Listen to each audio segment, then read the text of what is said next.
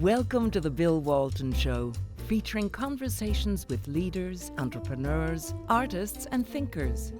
Fresh perspectives on money, culture, politics, and human flourishing. Interesting people, interesting things. Welcome to the Bill Walton Show. I'm Bill Walton. Well, today we're going backstage again with a really great guy who I've known for 6 or 7 years, Kenny Reff, who is the proprietor of Limelight Communications, which is a fabulous video production company, who actually is responsible for the look and sound of this show. And we worked together for a long time. And one thing I've always been curious about, Kenny, is when we were talking at the very beginning, he said, almost kind of revealing this in a way, he said, I'm a burner. I said, a burner? What's that? And he said, well, I go to Burning Man every year. And so I'll have to be off this next August when I'm not available to taping. So we dug into it a bit, but it wasn't until now that we've had a chance to talk about what actually goes on there and in his long history. And what we want to get into in this show is really what is Burning Man, what's the history, what type of people go, can we all go if we want to, what kind of art gets created, what kind of music, what kind of people.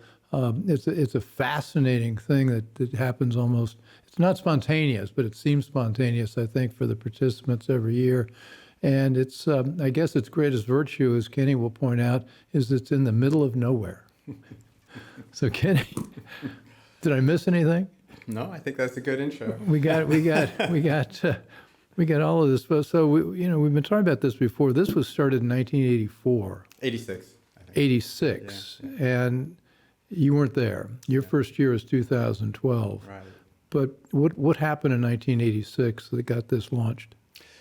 It was just a couple of guys, a few guys, Larry Harvey, chief among them, creative types living in San Francisco, and they decided to have a party on Baker Beach, which is a small beach with a view of the Golden Gate Bridge.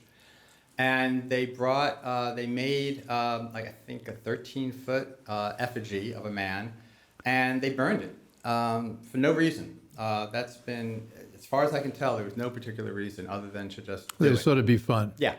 And there was, my understanding is there were 30 people there, and they had a great time. And they came back the next year. Word had gotten out. They did it a year later, and 100 or so showed up. And this continued for about 3 or 4 years, until it got into quite a few hundred.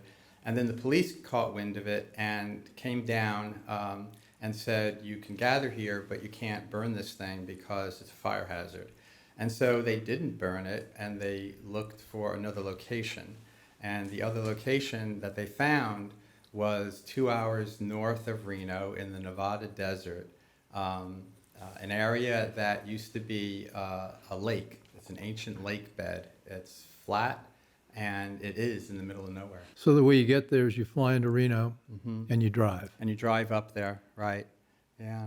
And so when they got this started, this was Larry Harvey that started it. Is he still involved, or is there who's in charge now? Right. Well, unfortunately, he passed away a few years ago.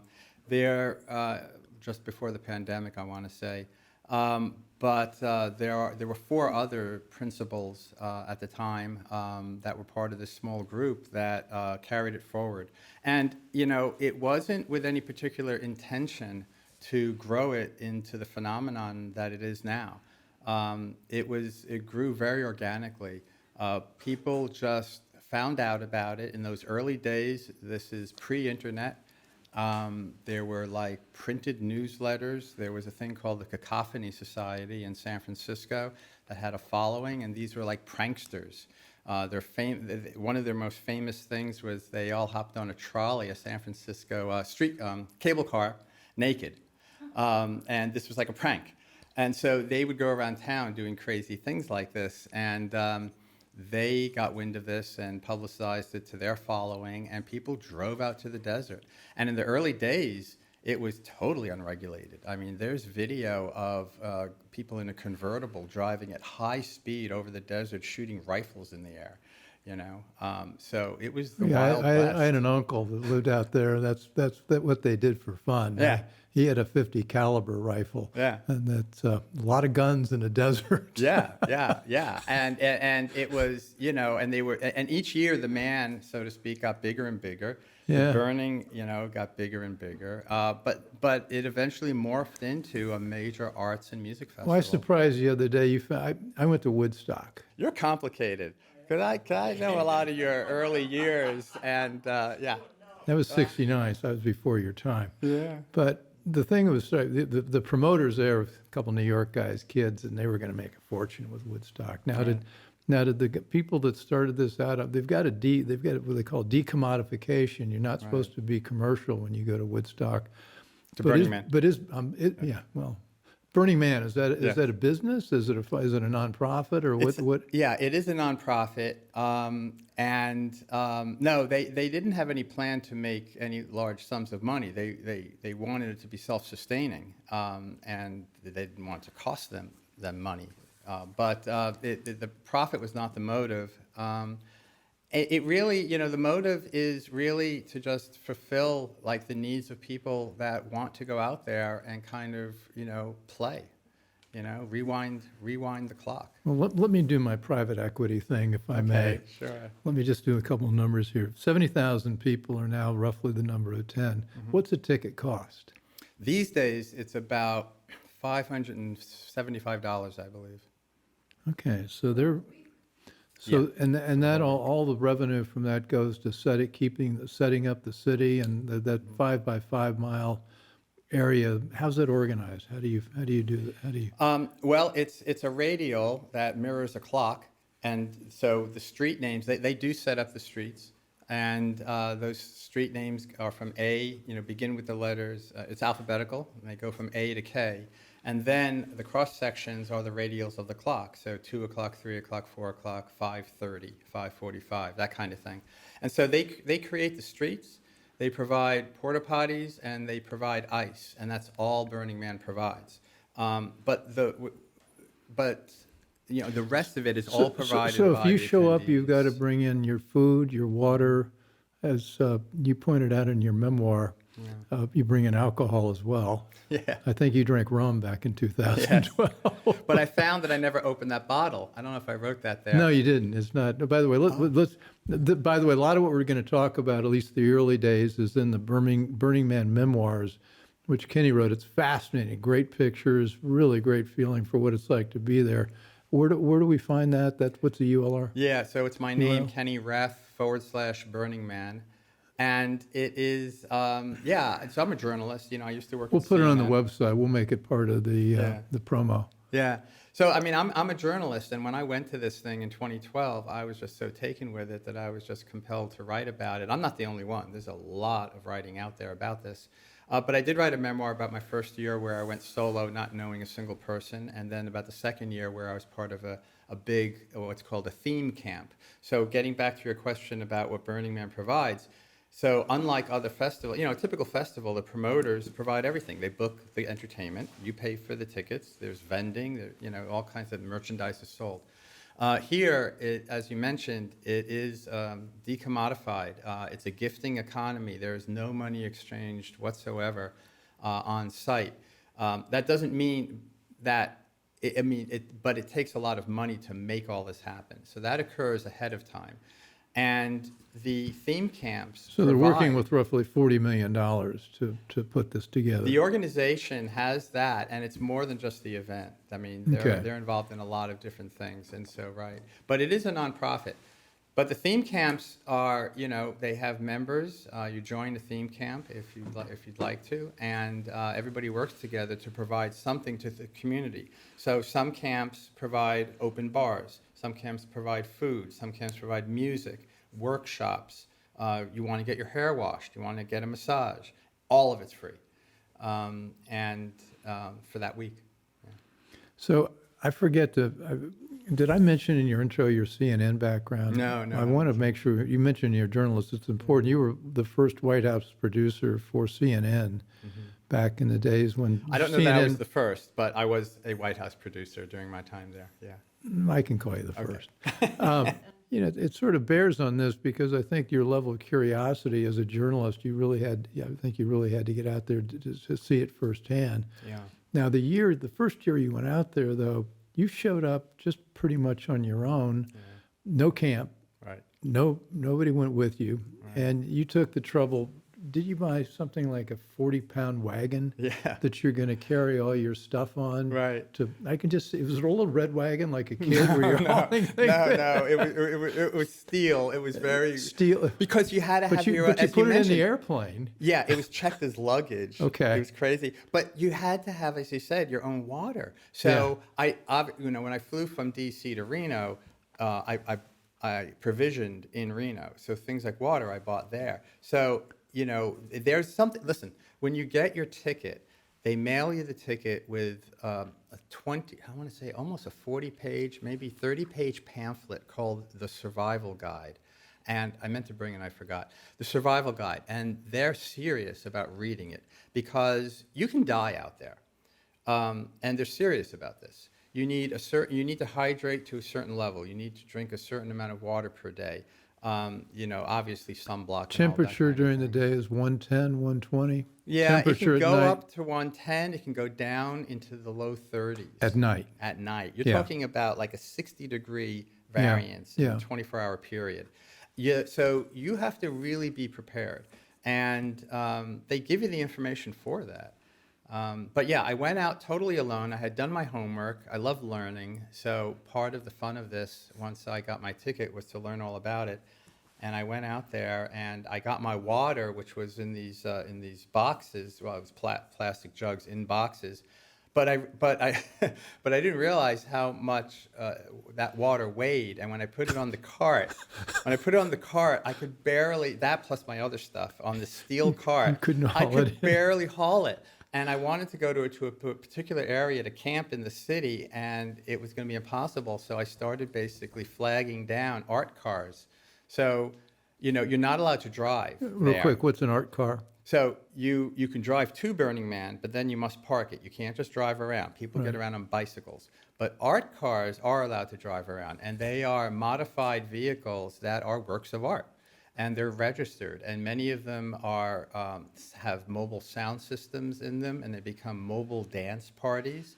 But anyway, and they have a DMV, the DMV, Department of Motor Vehicles. No, it stands for Department of Mutant Vehicles, and you have to, wait online early in like the first day and wait to be inspected, and they will inspect you for brakes So and this lights. is like designing your float for the Right. parade. Right, Now, a mutant. do they have a minimum threshold of how mutant it has to be? Yeah. Yeah, no, Seems if to you me try to like- get away with bringing a golf cart just so you would have some wheels, Yeah. no, okay. it's got to be a work Not of art. mutant. Right, Especially not a golf, mutant especially a enough. golf cart with this crowd. Exactly, exactly, yeah. But the one of the principles, and we'll talk about the 10 principles of Burning Man. One of them is gifting. Yeah. And so the idea that you're hitching a ride, part of the culture is people are supposed to want to help you out. Help you out.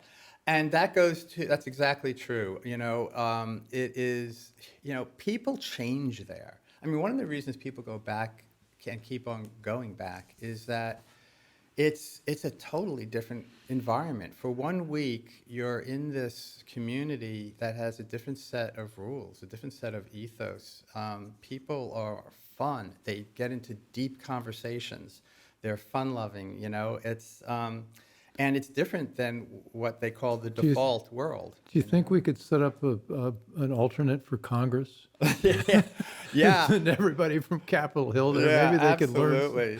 could learn some comedy. Absolutely, and it's snarky. Speaking of comedy, there's a humor to the burner culture that's really Snarky? snark. Yeah, it's very Snark. snarky. Okay. There's a humor that's definitely there. This is Bill Walton. I'm here with Kenny Reff, Limelight Communications, and is a longtime attendee of Burning Man, which has been much in the news and much maligned by the mainstream press because there was some rain on the desert, and evidently this was supposed to be a catastrophe. And why don't you lead into that to show what really happened? I mean, Yeah, this is fascinating for me. First of all, I worked for CNN for 7 years. My whole background is in journalism, very much a First Amendment advocate. And, it's been distressing, for years how the media has gotten so polarized and has lost its unbiased nature. And so this is fascinating for me because it's rare to be at an event and know really what happened and then see the reporting on it. And it does reflect poorly on the press. It's clickbait is what they're doing now.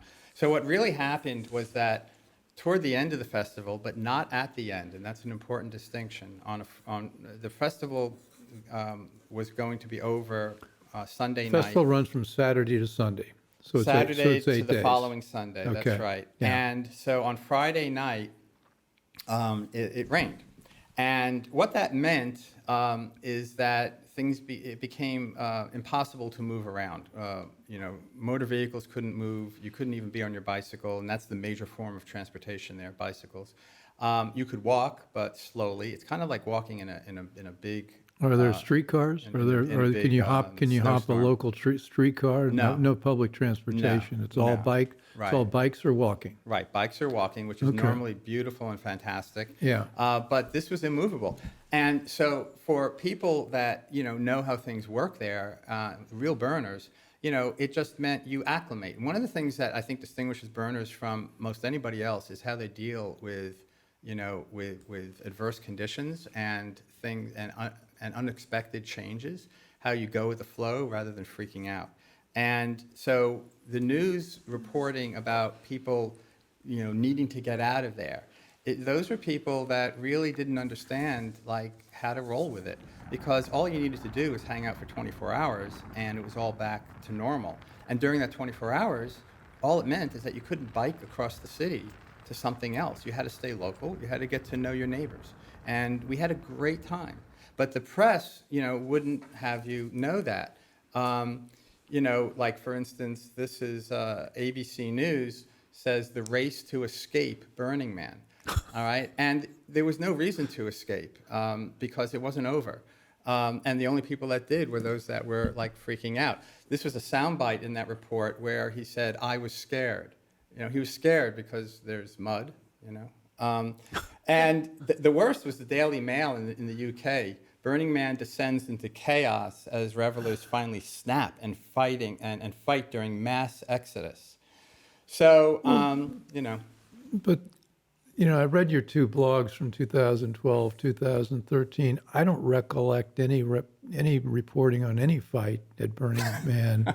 I mean, it seems like this is sort of just the opposite. It seems like you get, and we talk about personality types. I want to go who goes there in terms of all the demographics, but it seems like there's a personality type that goes there that wants to be adventurous, wants to be self-reliant. I think one of your 10 principles is radical self-reliance and communal effort.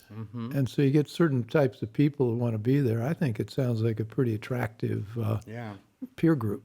Absolutely. The 10 principles is one of the things that distinguishes this culture and this event from regular festivals. And they were written in 2004 by the founder, Larry Harvey. They weren't written as a set of edicts.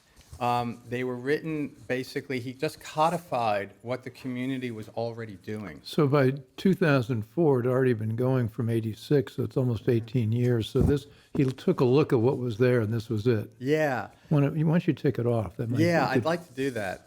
So 10 principles, radical inclusion. So anyone may be a part of Burning Man. I won't read the entire thing. So anyone may be a part, and that's what allows for its diversity. Gifting. Burning Man is devoted to acts of gifting, and it is unconditional. It doesn't mean barter. It's not like you have to give something back. It's an outright gift. Decommodification. This is really important. There is no commercial sponsorships. There's no merch for sale, and so that changes everything when it's all a gift. Radical self-reliance. That's extremely important. They are saying, as I mentioned when they give you the survival guide, you need to be responsible for yourself. Radical self-expression. This is what allows for the playfulness. This has been described as, Disney World for adults. I mean, to me, one of the reasons I got into it, and it was why it attracted me, is that it reminded me of the fun I had as a teenager and in my young 20s before things got really serious, you know? So radical self-expression, and that's why you'll see all the crazy costumes. But then you get into things that sound like the Boy Scouts. Communal effort. Our community values creative cooperation and collaboration.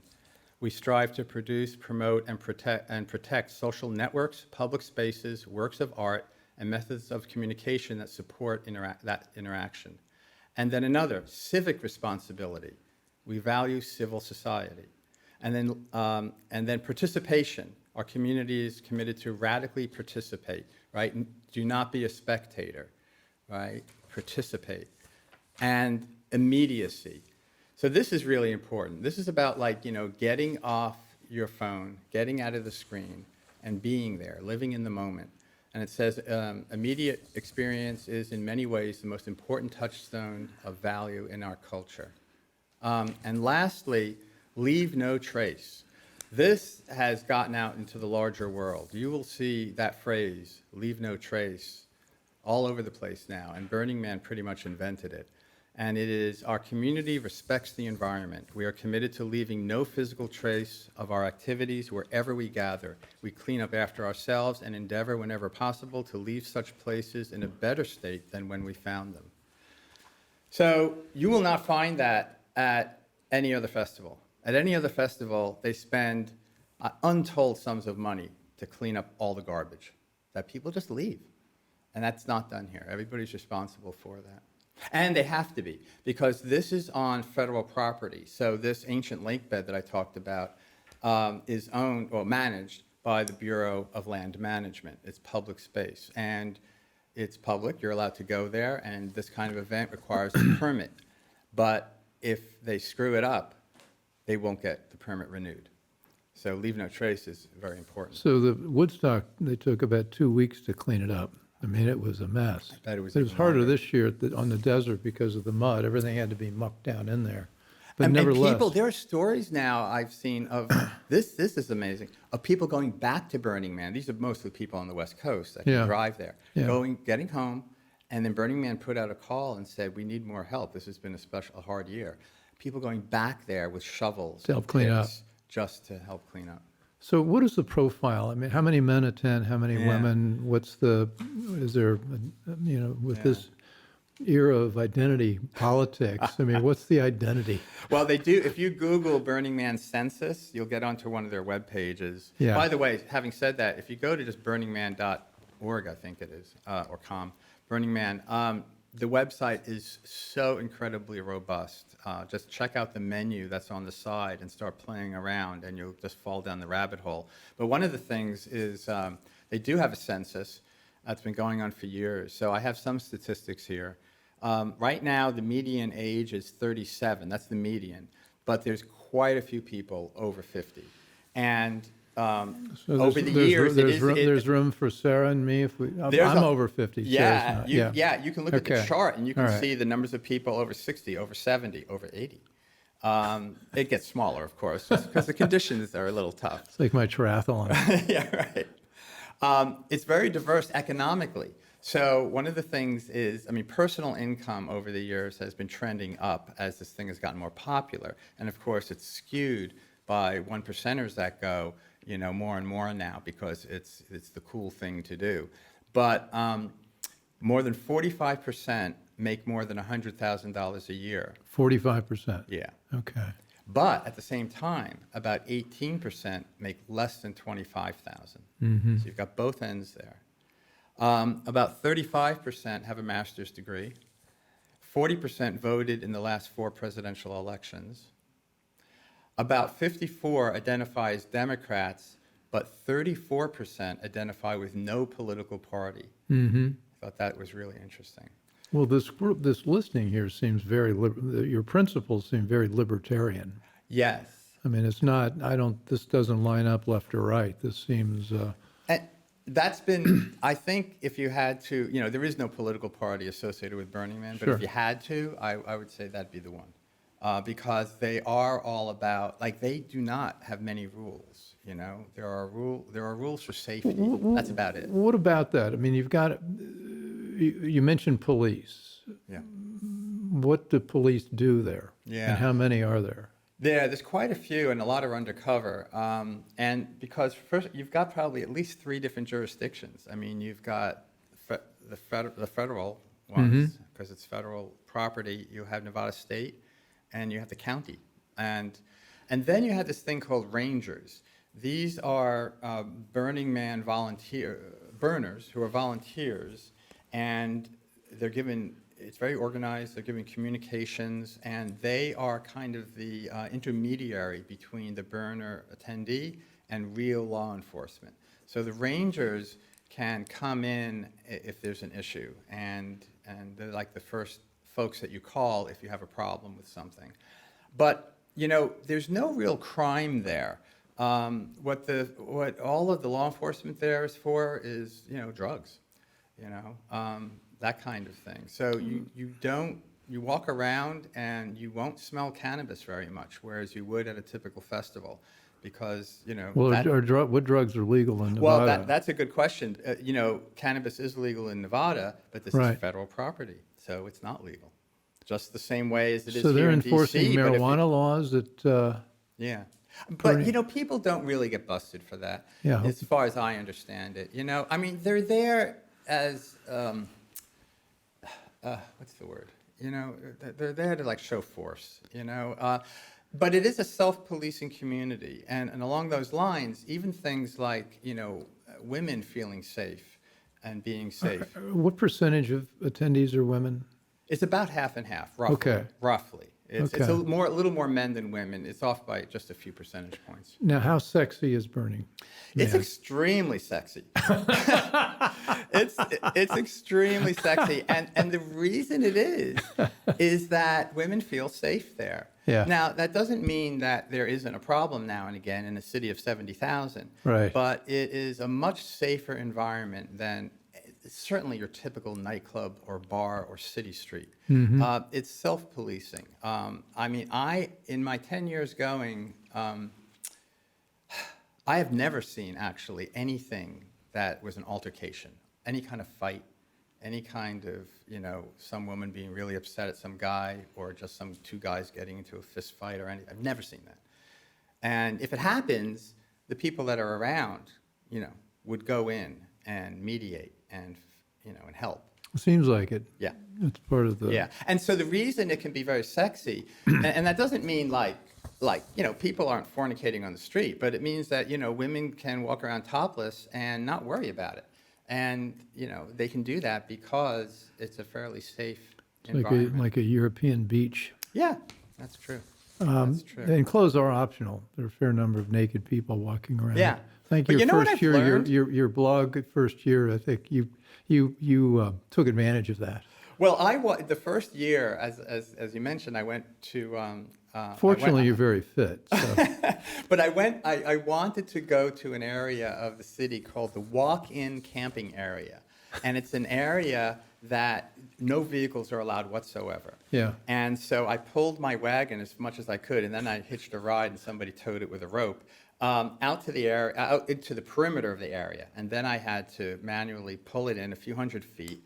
And I'll put a picture up in this thing of me sitting there. It reminds me of the old Maxell tape ad, my posture. But yeah. First of all, I was in an area where there were very, very few people, as you can see in that photograph.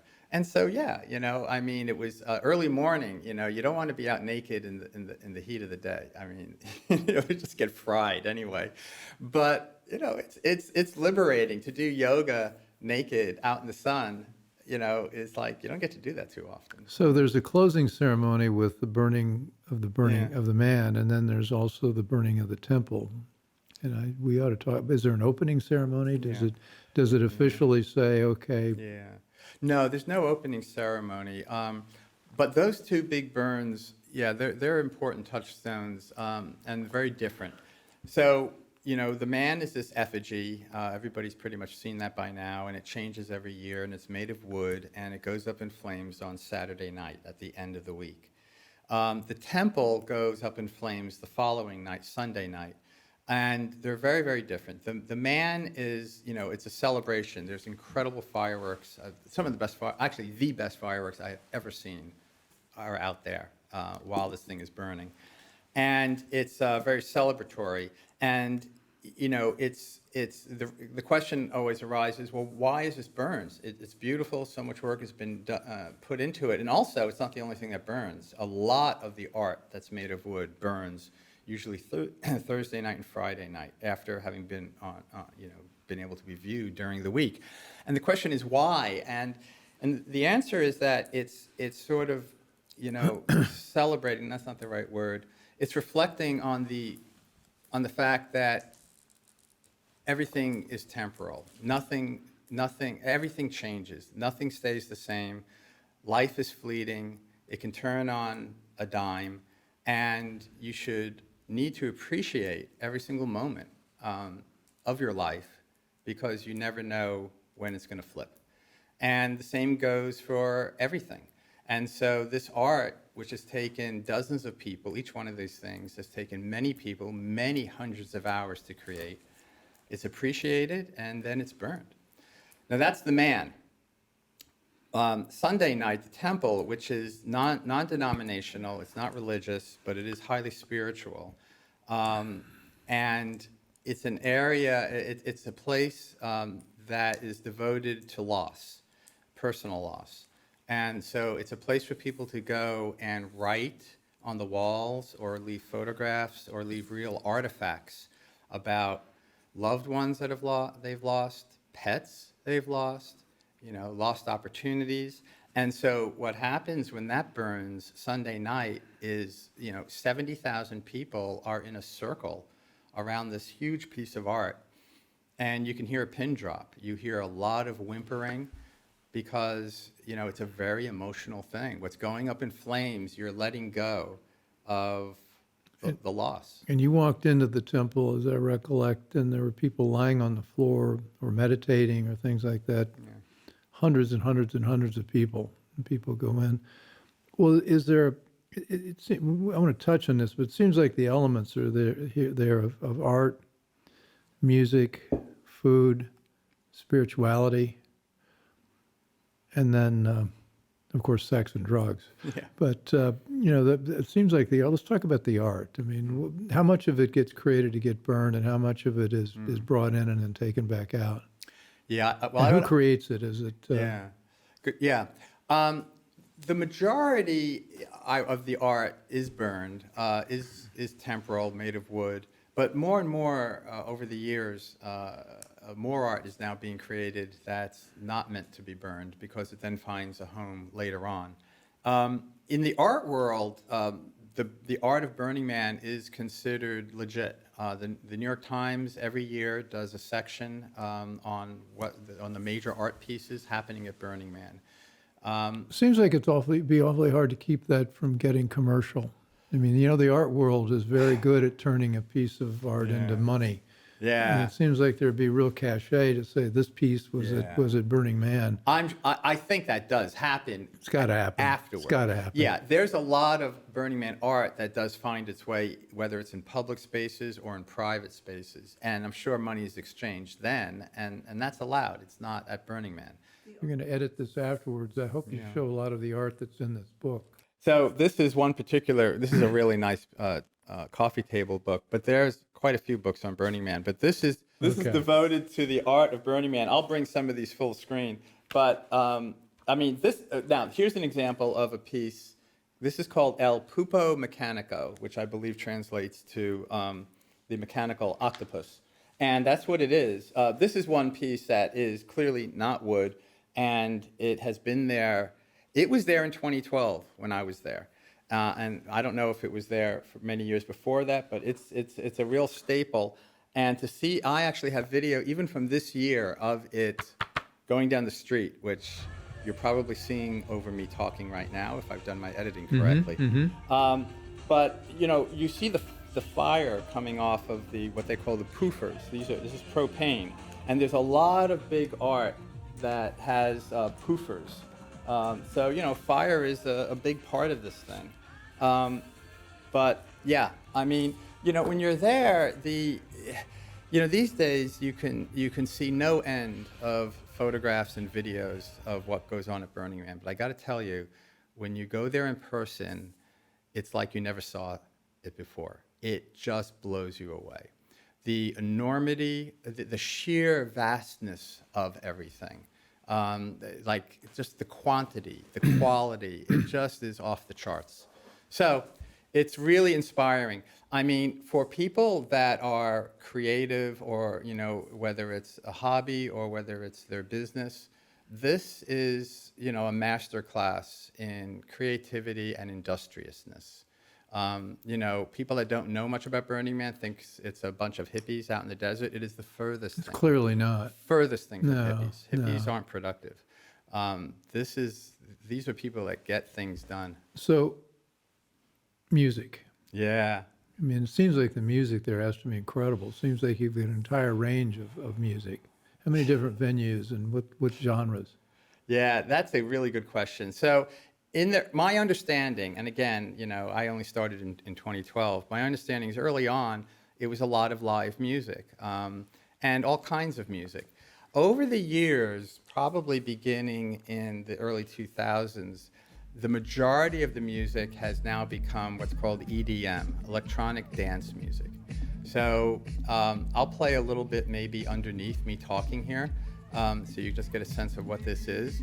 So it's a DJ that plays, but it's not. If you go to a wedding and there's a DJ, they're mixing one song that a popular song, and then they're picking another popular song and they're mixing between Well, good them. DJs are, in a commercial world, they make $2, $3, $4, $5 million a year. I mean, that's become the prominent way that Yes. people. That's So that's what is happening. These are DJs for EDM DJs, and Yeah. what that means is that this is not music you hear on the radio. Yeah. It's original music that's produced by various people that they mix together in a way where they are constantly mixing different tracks together. It's a real art form.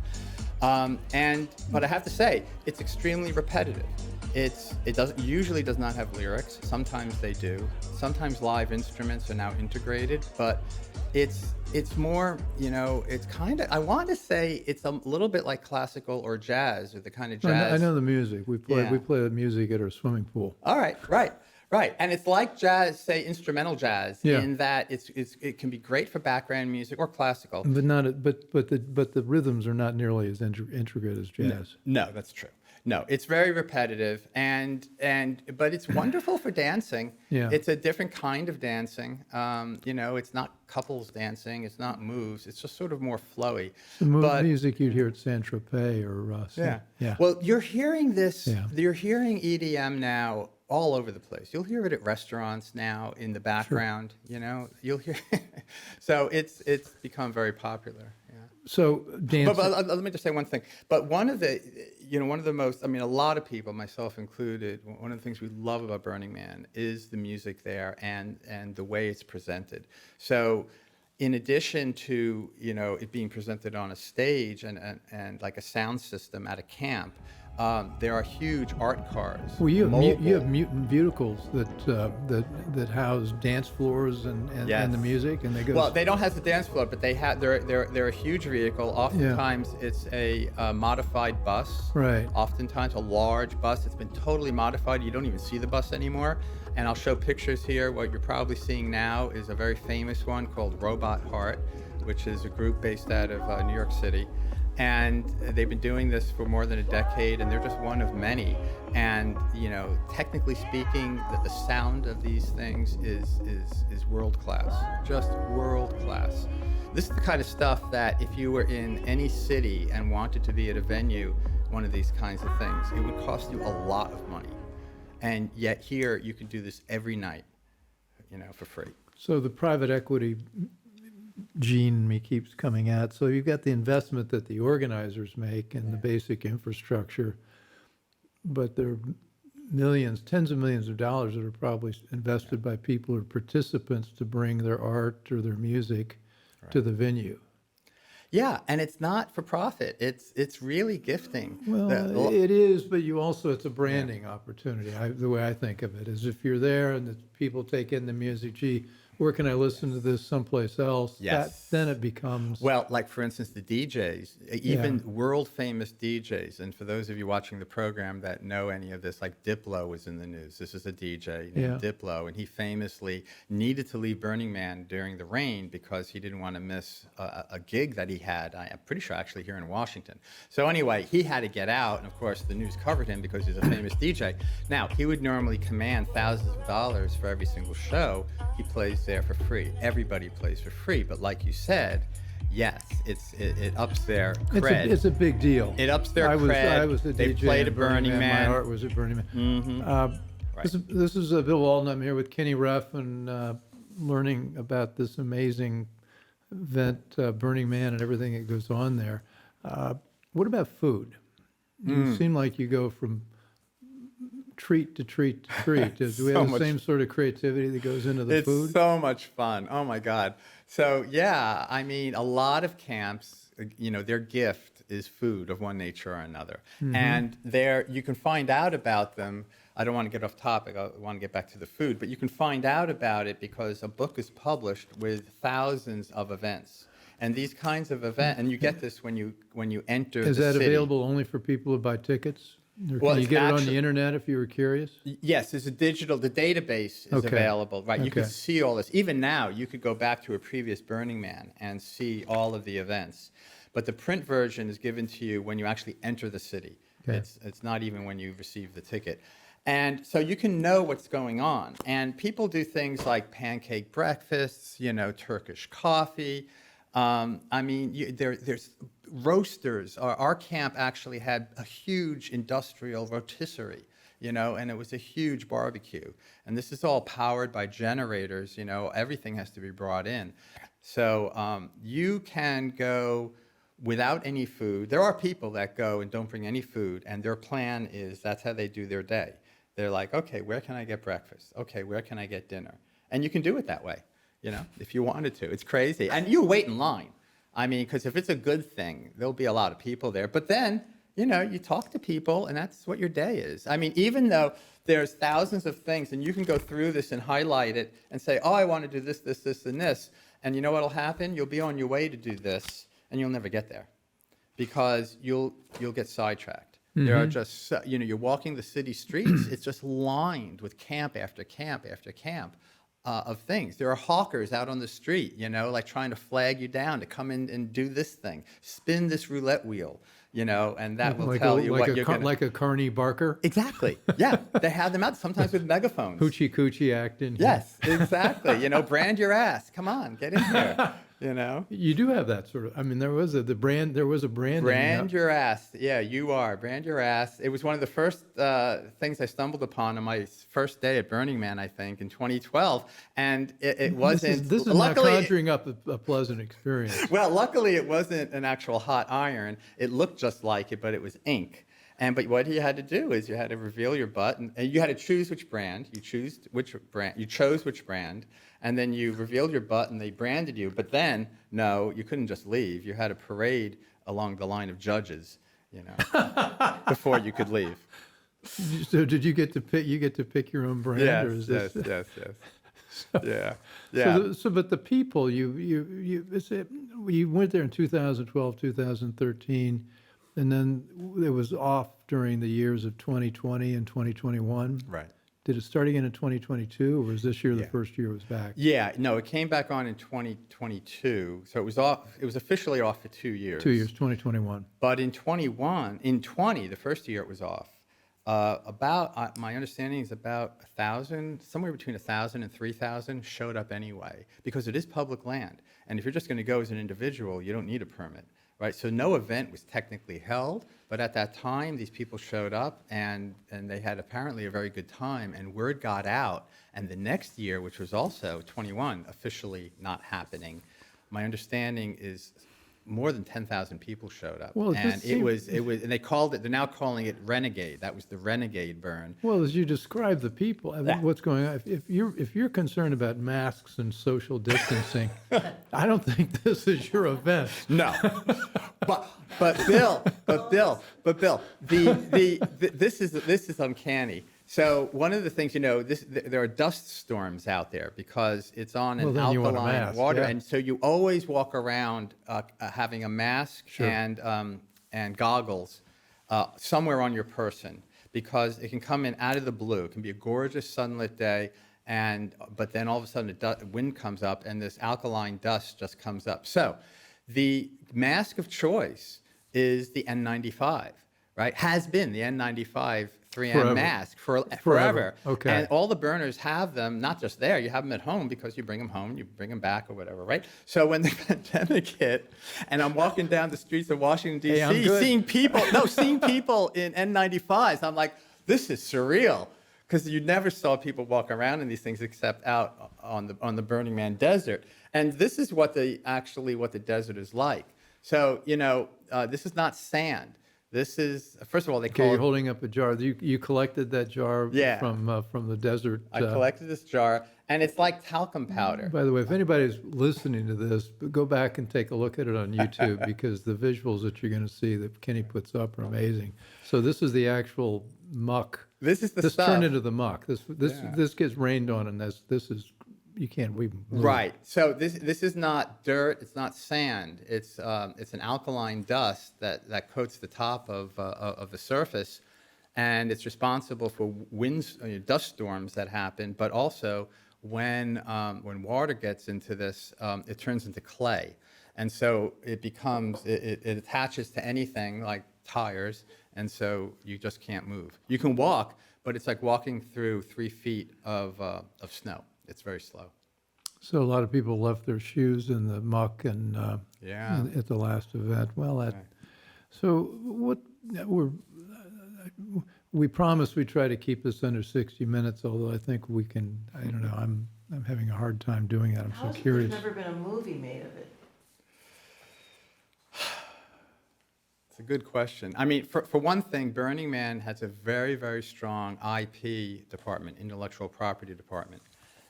You will see that you will never see any commercial product with using the word Burning Man or their logo. Like, say there's, something that's used a lot at Burning Man, like a particular kind of water bottle.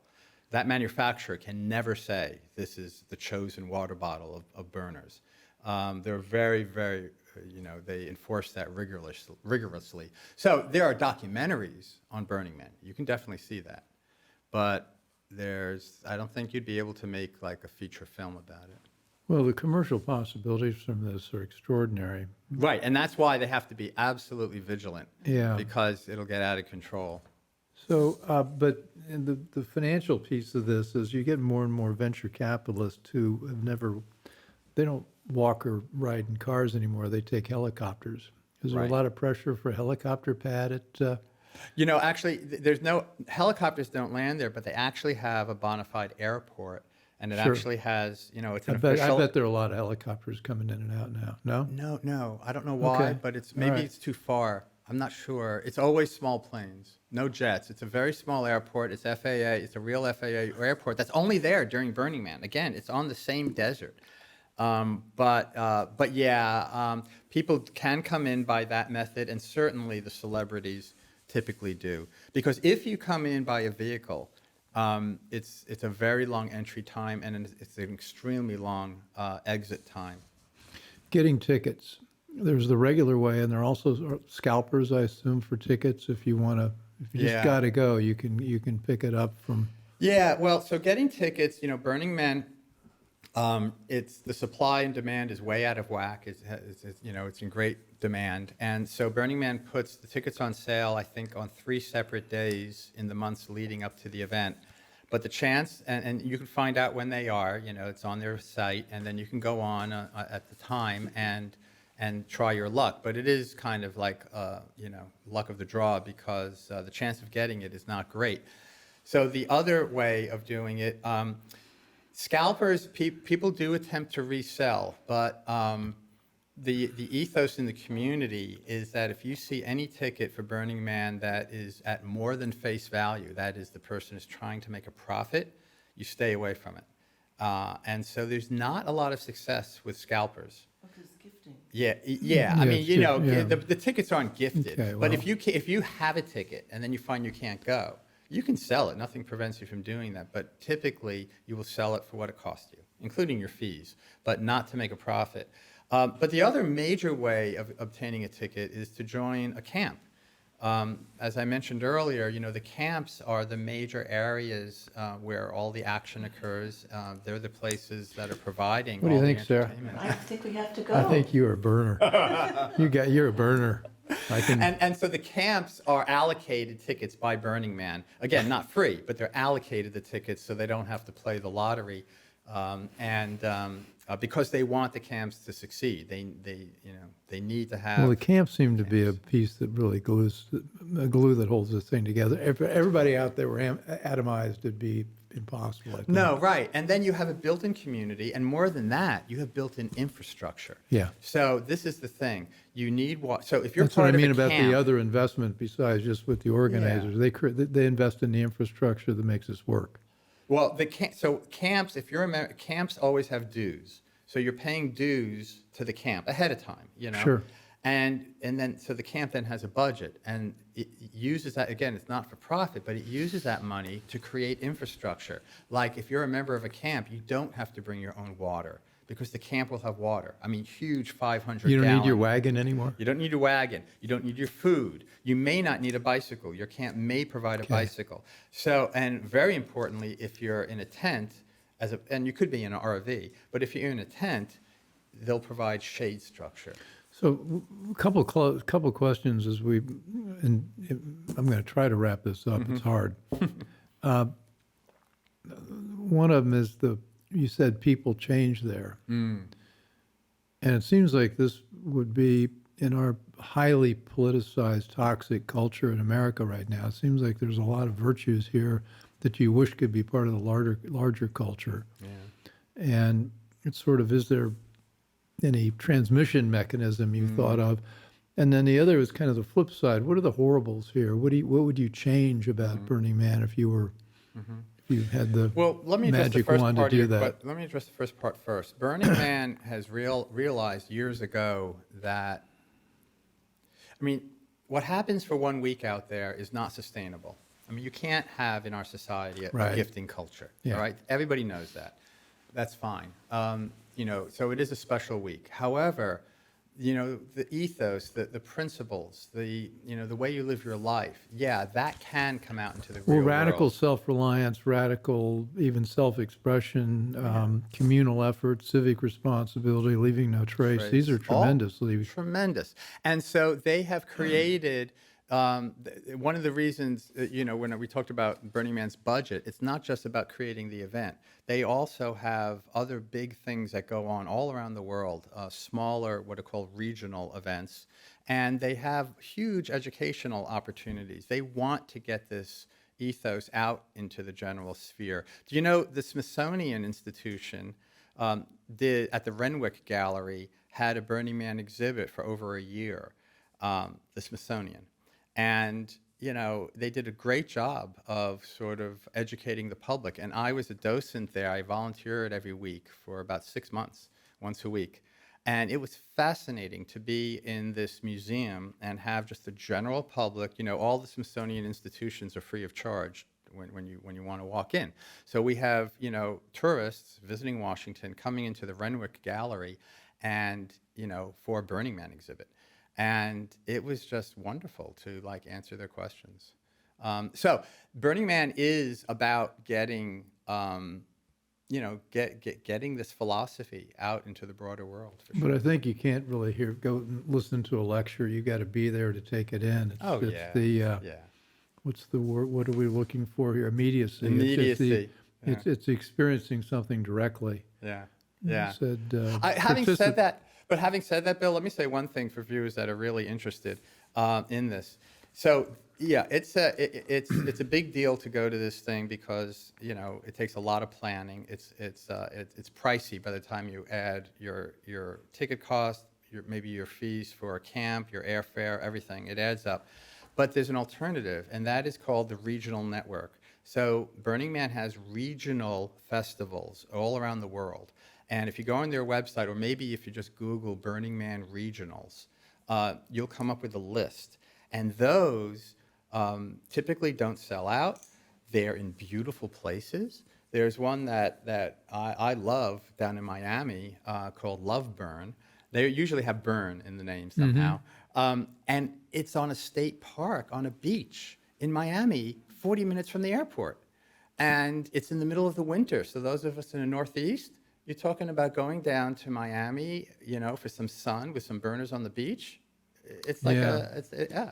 I don't know why I didn't ask this earlier. Kids, it seems like Kids, this is adults only. This is 18 and 0. I mean, is there age limitation? No, actually not. There's no age limitation. In fact, there's a huge camp called Kidsville where this is especially for younger kids. So if you're a parent with a kid from an infant, I don't know, about maybe, I'm guessing about up to maybe 10 or so, maybe less. I haven't been there, but it's an area where it's just for families, and they have built-in babysitting. That's kind of like what the camp does. So you'll find infants will be there. People, like I had a really good friend. I don't know if I have a picture. Well, maybe I'll get her to give me a picture. We'll put it up. So great friend of mine, Katya, and her partner and baby, I think 2-year-old, were at Burning Man this year. And the kid is in a trailer, a little trailer that's attached to their bike. And the trailer has can have a cover, so if there's a dust storm. And the kid is there with little goggles, and they're doing the burn with their baby. And so there's more and more of that going on.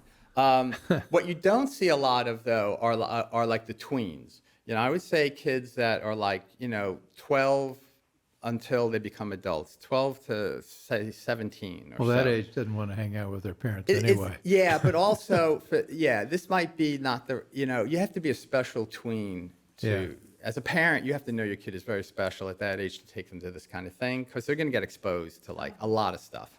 So, you see young kids, and then you skip to young adults. Hey. Sarah and I are gonna start looking for. We're gonna talk to you about the camp. So what did we? It seems like what else? What haven't we covered that you wanted to? You had I know you as a very thorough guy. Yeah. With. Let's see. Maybe this real quick. Okay. I want to show you two trinkets of. So this is a necklace. And this is a pendant, and this is a necklace with a little elephant. And the reason I'm showing you these are samples of gifts that I was given there. I mentioned it's a gifting economy, and even though I'm showing you these trinkets, it's not just about physical things. There are gifts that are services, a lot of that, whether it's, like I said, a foot massage, a hair wash, a shave, of course, music and things like that. But there's also a lot of these sorts of things. And here's what made this special. This thing, I was walking back. I had been up for the whole night dancing at Robot Heart out in the desert. That's an elephant head we're looking at? Yeah, it's an elephant head. And it's handmade.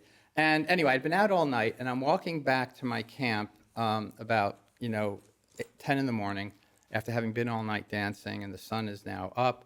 And I had on, it gets very cold at night, so I had on my attire still from the night, and I was hot. So I saw like a couch, a regular fabric couch sitting out in the desert. Yeah. This is what happens. You come across things like this all the time. And I'm going over to this thing to then put my backpack down, and I'm going to take off some of the clothing and just get down to shorts and a T-shirt, because now it's really hot. And there's a guy sitting there, and he's making these things. And I say hi to him, and I put my backpack down, and I start changing.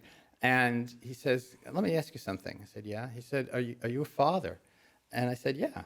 And he said, "Tell me, I just found out I'm going to be a father for the first time. Tell me the most important lesson you've learned as a father." And I was like, wow, Jesus, that's deep. And I thought about it a minute, and then I told him, and the answer had to do with spending quality time, not quantity. It's about quality with my daughter. And then he gave me this as a gift. That's what he was doing. He was sitting there making these things, getting advice from people. That's typical of what you'll run into there. Yeah, yeah. And then you'll always remember him. Yeah. Yeah. Yeah. Well, I'm really glad we did this. I'm glad we hadn't come up with this idea until it was so badly misreported. And we looked for you for days in the desert, only to find out you were having the best time of your life. That is true. That is true.